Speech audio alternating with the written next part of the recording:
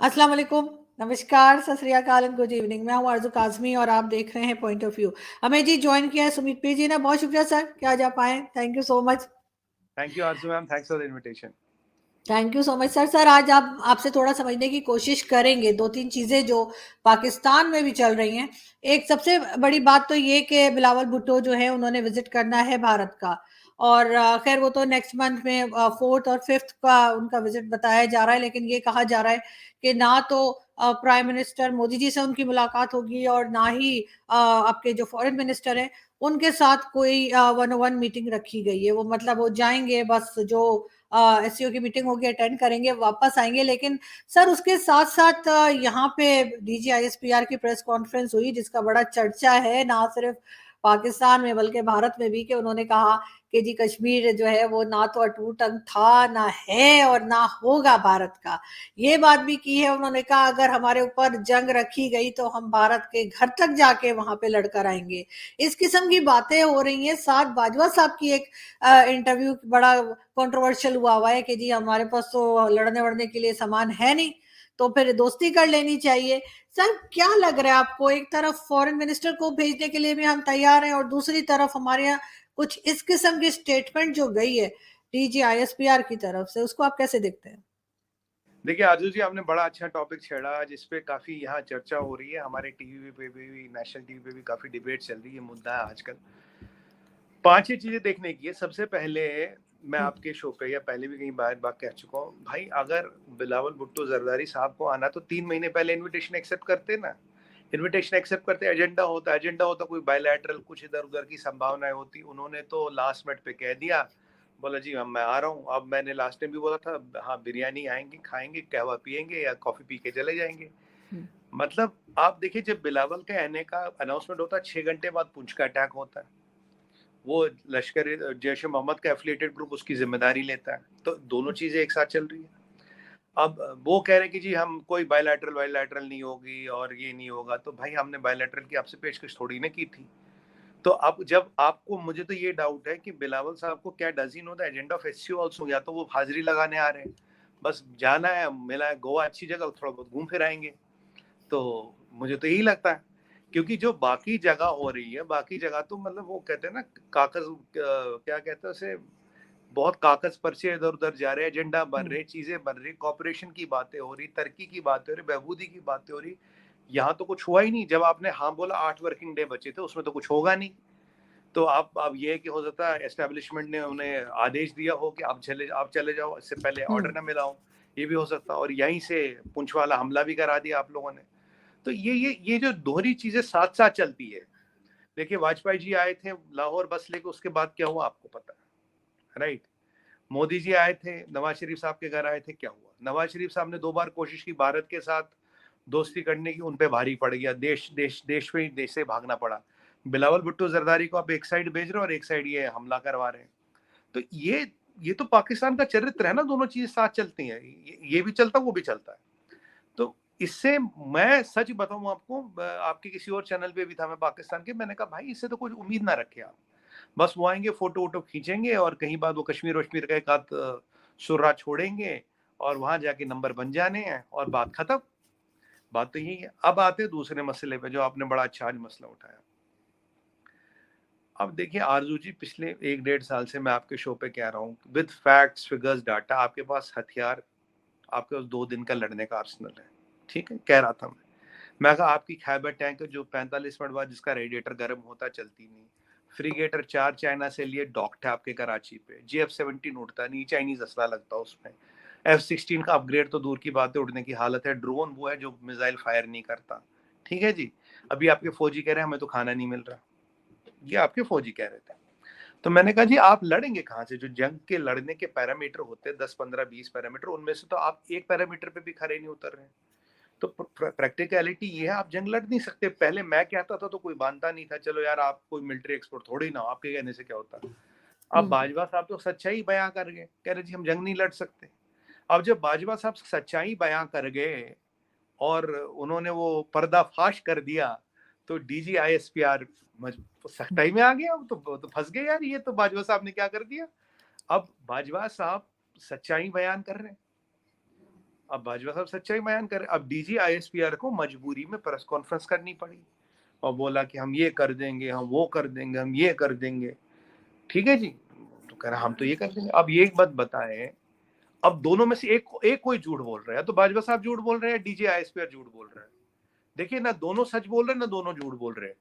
अगर बाजवा साहब झूठ बोल रहे हैं, अगर आपको लगता है वो झूठ बोले, तो उन्हें अरेस्ट करिए ना, कोर्ट मार्शल करिए।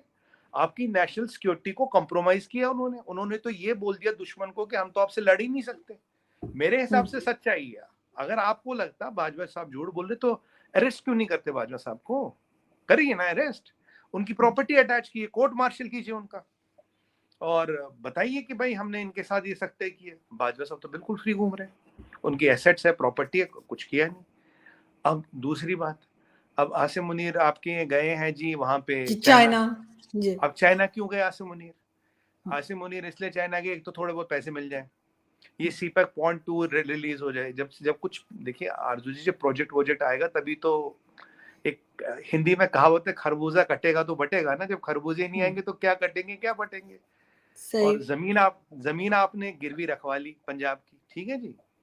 अब आगे की कहानी सुने आप। अब आसिम मुनीर सोच रहे थे कि मैं शी जिनपिंग से मिलूंगा, डिप्टी प्रीमियर से मिलूंगा। कोई भी पॉलिटिकल लीडर आसिम मुनीर से तो मिल नहीं रहा, ये तो उन्होंने वाजे कर दिया। अन्य लगा कि जैसे सऊदी में बड़े पॉलिटिशियनों से मिलते हैं, यूएई में मिलते हैं, यहाँ तो कोई मिल नहीं रहा। अब वो कह रहे हैं मैं मिलिट्री लीडरशिप से मिलूंगा। अब मिलिट्री लीडरशिप के पास आप जाके क्या बोलोगे? आप बोलोगे कि जी खैबर टैंक जो है भाई साहब, वो तो 45 मिनट बाद रेडिएटर गर्म होता है, 2 साल से दिक्कत है, उसका कुछ करो। वो बोलेंगे भाई हमने तो एक्सपेरिमेंटल किया था, आपको किस्तों पे आपको माल बेचते हैं।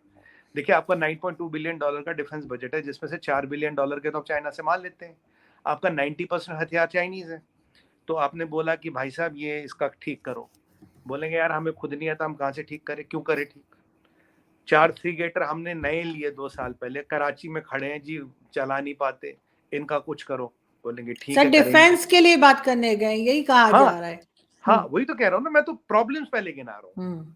कह लें ये खराब है, इनका कुछ करो। बोले ठीक है। बोला आपने जो ड्रोन्स दिए थे यार, वो मिसाइल चलती है, कोई मरता ही नहीं। बोलते ठीक है, उसके बारे में बात करेंगे। बोला आपने जो ये JF-17 दिया, ये तो उड़ने की हालत में ही नहीं। रूसियों ने बोल दिया कि जी हम इंजन नहीं देंगे अब इसका, क्योंकि याद रखिए JF-17 का इंजन रशिया से आता है। चाइना ने जब बोला मैं अपना इंजन बनाऊंगा, रशियन इंजन रिलायबल नहीं है, रशिया ने बोल दिया मैं अब इंजन दूंगा ही नहीं किसी को। 2 कंट्रियों में JF-17 है, दोनों कंट्रियों में ग्राउंड है, ठीक है। अब हर 400 घंटे बाद इंजन का ओवरहॉल करना होता है आपके JF-17 में। तो JF-17 उड़ने की हालत में, उसका असला केवल चाइना दे सकता, उसमें और कोई असला नहीं लगता। मिसाइल विजाइल जो लगती चाइनीज लगती है, और कोई लग नहीं सकता। तो ये आसिम मुनीर कह रहे हैं यार मैं तो, तुमने तो बड़ा फंसा दिया, टैंक है चलती नहीं है। बाजवा साहब की भाषा में कह रहा हूँ, टैंक है चलती नहीं है, तेल के पैसे नहीं है, जहाज है उड़ता नहीं है तो उसमें मिसाइल नहीं है, F-16 उड़ता नहीं, फ्रीगेटर चलता नहीं, बंदूक में गोली है नहीं, सिपाही के पास खाना है नहीं, करे क्या? अब डीजी आईएसपीआर से आप ये पूछे, वो जो कह रहे हैं भारत में जाके जंग लड़ेंगे, तो कैसे लड़ेंगे आप? मतलब आप घोड़े पे चढ़ के आएंगे, बाला लेके आएंगे, फरसा लेके आएंगे, तीर कमान लेके आएंगे, क्या लेके हाँ आएंगे? या सर, वहां तक गजवा हिंद कोई कह रहा था कि हाँ इंडिया तक घोड़े पे चले जाएंगे। आगे तो आप लोगों ने मर्सिडीज बनाई है ना सर, अभी एक हाँ मर्सिडीज नहीं, आपने मेड इन इंडिया मर्सिडीज निकली है, हाँ, वो उस फिर आगे उस पर कर लेंगे, उसमें टेंशन वही क्या मैं है? कह रहा हूँ। पीछे मैं किसी से इंटरव्यू दे रहा था, उन्होंने बोला यार ये गजवा हिंद कैसे होगा, बिजली तो है नहीं। तो कल मैं उन्हें कह रहा था, मैं कहा अब तो दूसरी समस्या हो गई। अब बिजली तो है नहीं, अब तो खाना भी नहीं बचा। चलिए अब घोड़े पे भी आएंगे, सिपाही को तो खाना चाहिए, घोड़े को तो चारा चाहिए, वो कहाँ से आएगा? तो या आपने कोई लठेतों की रेजिमेंट बनाई हो, आपने घुड़सवारों की कोई रेजिमेंट बनाई हो। अब तो कल मैं ये भी सुन रहा था कि आपके कोई आर्मी वाले कह रहे थे कि भाई भारत से जंग नहीं, जहाद करना है। पहले जहाद के नाम पे तो आप आतंकवादी संगठन चलाते थे, 30 साल तक आपने आतंकवादी संगठन चलाए जहाद जहाद का नाम लेके। अब फौजी को भी जहाद के नाम पे चला रहे, क्योंकि वो जब पूछता साहब टैंक तो है नहीं, फौजी पूछता साहब टैंक तो है नहीं, जहाज उड़ता नहीं है, अब ये ड्रोन चलता नहीं है, बंदूक में गोली नहीं, पेट में खाना नहीं। बोलते कोई बात नहीं बेटा, जहाद कर ले। अब जहाद के नाम पे तो निकल ही जाएगा। कहते कोई बात नहीं, तो कुछ नहीं है, तो जहाद करने चला जा। अब ये तो मतलब अब जो फॉर्मूला आपने टेररिस्टों पे लगाया, वही फौज पे भी लगा रहे हैं क्या? वही जहाद वाला फॉर्मूला फौज पे भी लगा रहे हैं। आप कह रहे हैं भारत के अंदर हम जाके जंग लड़ेंगे, कैसे लड़ेंगे आरजू जी, मुझे लेकिन बताइए। सर आपके ख्याल से सर एक तरफ तो फॉरेन मिनिस्टर को भेजा जा रहा है जैसे मैंने पहले कहा, और हम्म, दूसरी तरफ इस तरह की स्टेटमेंट आ रही है, तो आपके ख्याल से ये दो अलग अलग कहानियां या दो अलग अलग बिल्कुल डिफरेंट किस्म की स्टोरीज जो है पाकिस्तान की तरफ से क्यों चल रही हैं? मैं फिर बताता हूँ, तो फॉरेन मिनिस्टर को भी नहीं जाना भेजना चाहिए था इनको फिर तो। मैं बताऊंगा क्यों चल रही है। देखिए, ये मैं आपके डीजी आईएसपीआर जो भी वहां जनरल साहब बैठे हैं उनको एक हम्म। चीज याद दिला दूं, हिस्टोरिकल चीज। आपको याद होगा बैटल ऑफ लोंगेवाला, नहीं। बॉर्डर पिक्चर बनी थी ना, बॉर्डर बनी थी अच्छा, उस पे, हाँ, ठीक ठीक ठीक, राइट राइट। याद आई आपको? कुलदीप बिल्कुल। सिंह चांदपुरी, सिख हम्म। रेजिमेंट, 125 सिख, आपकी हम्म। 2 बैटालियन थी, पूरी 2 टैंक रेजिमेंट थी, 125 सिख भाइयों ने आपको लोंगेवाला पार करने नहीं दिया। हम्म। सुबह जब इंडियन एयरफोर्स आती है, पाकिस्तान की टैंकें उड़ाती है, तो वो उसमें डायलॉग होता है, यार ये हमें मक्खियों की तरह मारे, पाकिस्तानी एयरफोर्स कहाँ है? 125 सिख, केवल 125 सिख, और आपकी पूरी 2 बैटालियन, 2 टैंक रेजिमेंट एक पोस्ट नहीं कर पाई। तब तो तोप भी थी, गोला भी था, डीजल भी था, एयरफोर्स भी थी। अब तो न तोप है, न गोला है, न डीजल है, न एयरफोर्स है।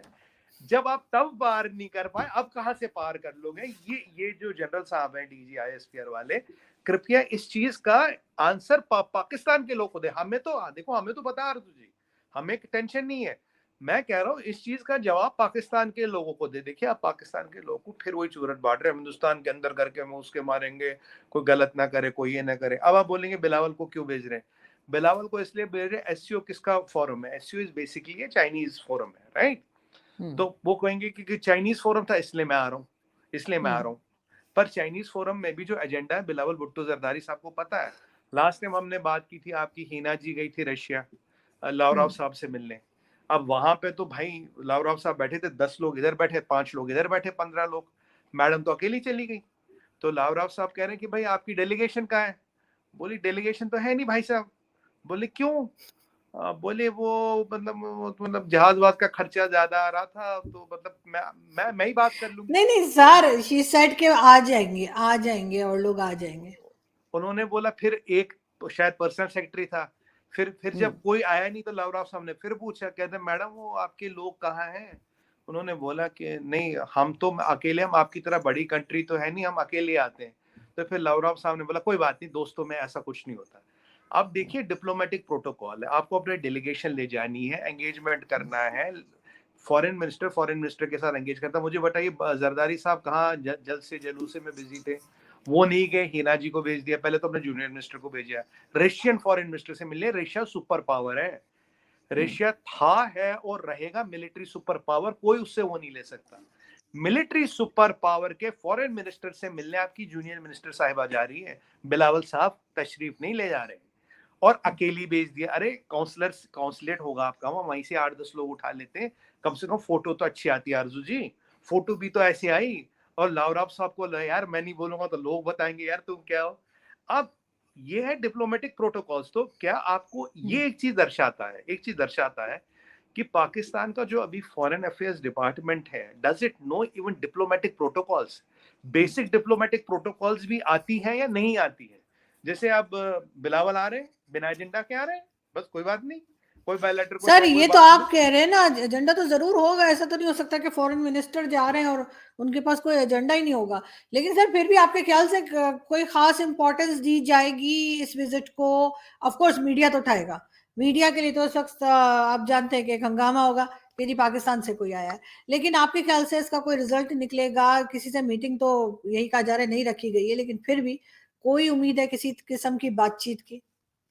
देखिए आरजू जी, दो चीज है, एक है सिमेंटिक्स और ऑप्टिक्स। मीडिया अच्छा चलेगा, मीडिया वालों खूब कवर करेंगे, और बिलावल हम्म। साहब भी अपनी खूब फोटो वोटो खिंचाएंगे, हाथ वाथ हिलाएंगे, हम्म। सब करेंगे, बालों में जल वल लगा के आएंगे, अच्छे स्मार्ट लगते हैं, वैसे अच्छी बात है, जल वल लगाना चाहिए।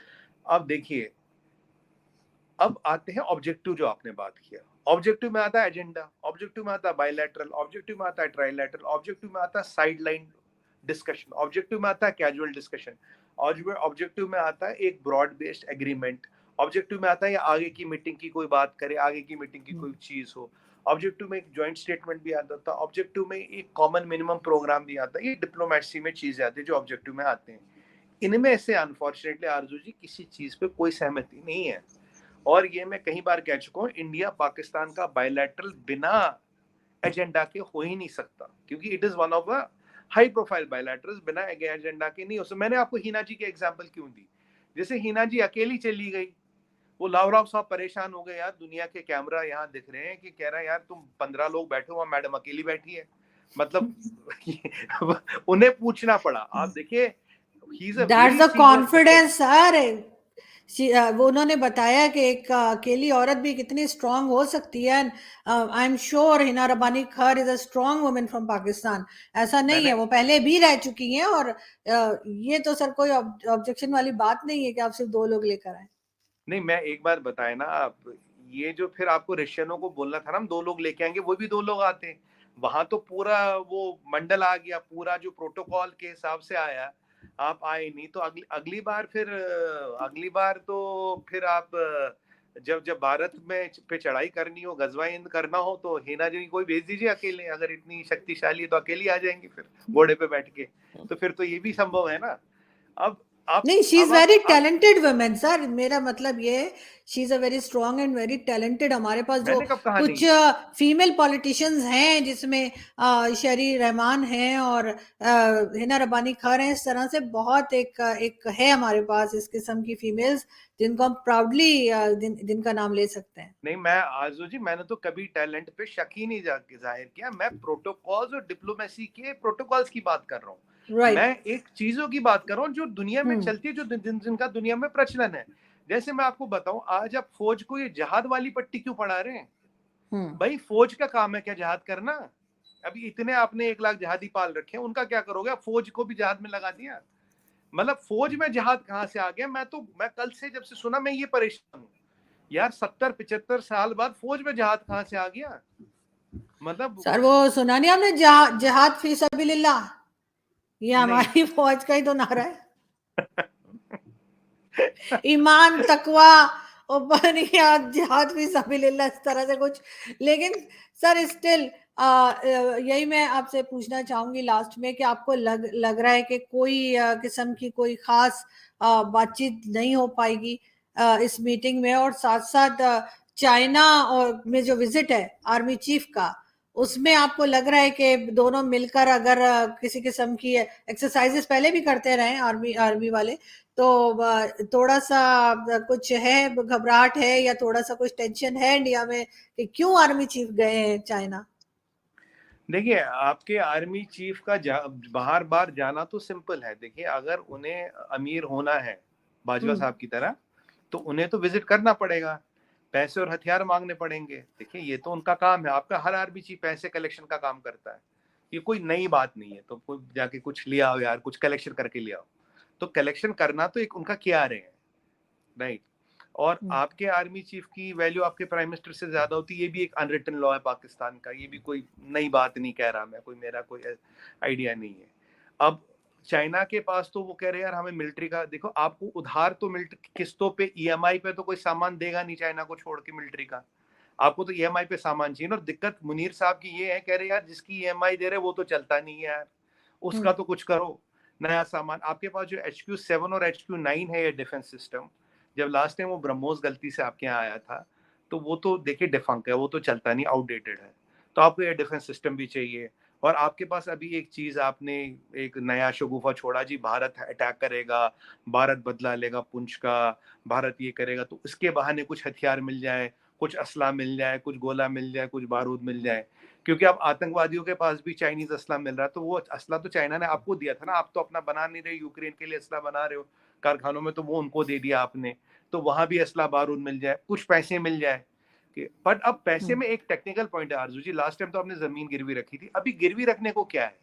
क्योंकि मुझे समझ नहीं आ रहा अभी गिरवी रखने को क्या है, गिरवी क्या रखोगे आप? एयरपोर्ट, लैंड पोर्ट, सी पोर्ट, सब तो गिरवी रखा है, फातिमा जिना पाक गिरवी रखी है, पंजाब की जमीन गिरवी रख दी, अब गिरवी रखने को क्या? चाइना तो बिना गिरवी रखे कुछ देता नहीं, तो पैसे हम्म। मिलने की संभावना तो कम है। और ये सीपेक पॉइंट टू इसलिए मुनीर साहब कोशिश कर रहे हैं ताकि ये शुरू हो जाए, ताकि कुछ रेवेन्यू वेन्यू आए। तो उनके भी देखिए, उनके भी साले साड़ू वाड़ू है, मतलब रिश्तेदारी है, नाम करना उनमें, नाम होता है हर एक का, रुतबा होता है हर एक का, वो आप मतलब आप हल्के में न ले उन्हें। हर एक की ख्वाहिशें होती हैं, तो ये ख्वाहिशें भी तो देखनी पड़ेंगी ना, कैसे पूरी होंगी। और अब हमें लेकिन बिलावल सर भुट्टो लेकिन जी सर अगर चाइना और इंडिया में जो है बातचीत हम कहीं सुन रहे हैं कि थोड़े से टेंशन कम हो रही है, तो फिर पाकिस्तान और हिंदुस्तान में क्यों नहीं हो सकती? अगर बिलावल भुट्टो विजिट करते हैं तो कहीं ना हाँ, कहीं जाकर, सर ठीक है गलतियां होती हैं, हर किसी से होती हैं, हर कंट्री से होती है, मैं मानती हूँ पाकिस्तान की तरफ से बहुत गलतियां हुई हैं, लेकिन कहीं जाकर कोई थोड़ा बहुत चांस भी आपको लग रहा है कि जिससे कुछ बेहतर होगा?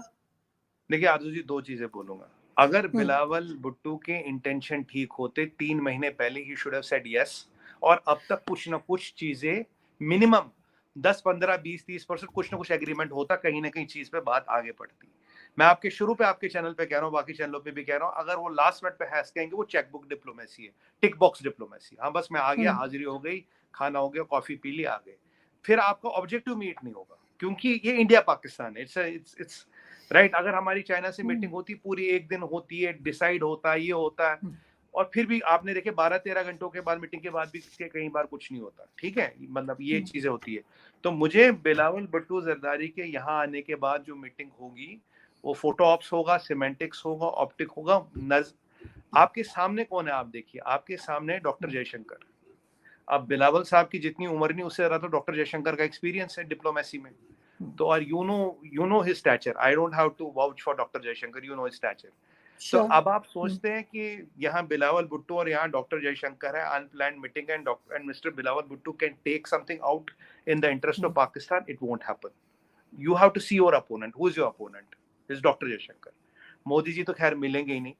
और ये जो पीछे खुलासा हुआ था, देखिए, हमने चाइना को तो एक बात वाजे कर दी अब की बार की मीटिंग में। हमने कहा जो 2-2.5 साल पहले फौज की पोजीशन थी वो करो, हम भी अपनी करेंगे, और हमें कुछ नहीं चाहिए। नहीं तो जैसे हो वैसे। और चाइना ने बोला all is in the well, हमने बोला all will is in the well. All is not well, all is in the well, हमने ये बोला। आप फौज हटाओ, 2-2.5 साल पहले जो पोजीशन थी गलवान से पहले, आप वहां जाओ, हम भी वहां जाएंगे, बात खत्म। आप अपने घर, हम अपने घर। नहीं तो आप भी खड़े हैं, हम भी खड़े हैं। चाइना देखिए, आप एक और चीज देखें आरजू जी, राजनाथ सिंह जी, अमित शाह, मोदी जी, अजीत डोवाल, डॉक्टर जयशंकर, ये 4-5 इंपॉर्टेंट हमारे जो मंत्रालय संभालते हैं, हमारे इंपॉर्टेंट लोग हैं। इन्होंने हमेशा कहा है the position at LAC is volatile. क्या इन्होंने कभी कहा है position at LOC is volatile? कभी नहीं कहा। Position at LAC is volatile, position at LOC is not volatile, कभी नहीं कहा। और कल मुझे तो थोड़ी हंसी आ गई आपके डीजी आईएसपीआर के एक स्टेटमेंट पे कि असीम मुनीर साहब ने एलओसी का दौरा किया। भाई, दौरा करने से हथियार के पेड़ों पे उगेंगे क्या? नीचे से जमीन या कोई टनल या नीचे का खोद के आपको आरपीजी की फैक्ट्री मिलेंगी? तो दौरा करने से क्या होगा? दौरा किया और पुंछ हो गया। आप अगर ये सोचते कि एक टाइम आप अप्रूवल देंगे और 6 घंटे बाद पुंछ कराएंगे, और यहाँ जो हम लोग बैठे हैं, हमें कुछ समझ नहीं आता, हम तो जी वो क्या कहते हैं ना, वो झुमरी तलैया के हैं। ऐसा तो नहीं यार जी, समझ तो हमें भी सब आता है। मैं तो इनफैक्ट प्रेडिक्ट कर चुका था कि G20 से पहले आप कुछ और कुछ करोगे, और मेरा आज भी प्रेडिक्शन, आप एक और चीज भी कर सकते हो। ये तो मैं प्रेडिक्ट कर रहा था G20 से पहले आप करेंगे कुछ ना कुछ जरूर होगा, और आपके यही लश्कर तोयबा जैश मोहम्मद वाले करेंगे, और इन्होंने ही किया है। नहीं सर, मेरा ख्याल है इस किस्म की चीज़ें नहीं होनी चाहिए, और पाकिस्तान को भी बहुत एहतियात करनी चाहिए, और इस तरह के लोगों के ऊपर ख़ास नज़र और रोक रखनी चाहिए, ताकि कहीं न कहीं जाकर भारत के साथ हमारे टर्म्स बेहतर हों, क्योंकि हम मज़ीद लड़ाई झगड़ा और इस तरह की चीज़ें आम पब्लिक कम से कम अफोर्ड नहीं कर सकती। Thank you so much sir कि आपने ज्वाइन किया। बहुत शुक्रिया। Thank you thank Aarzoo ji, thank you. Thank you sir.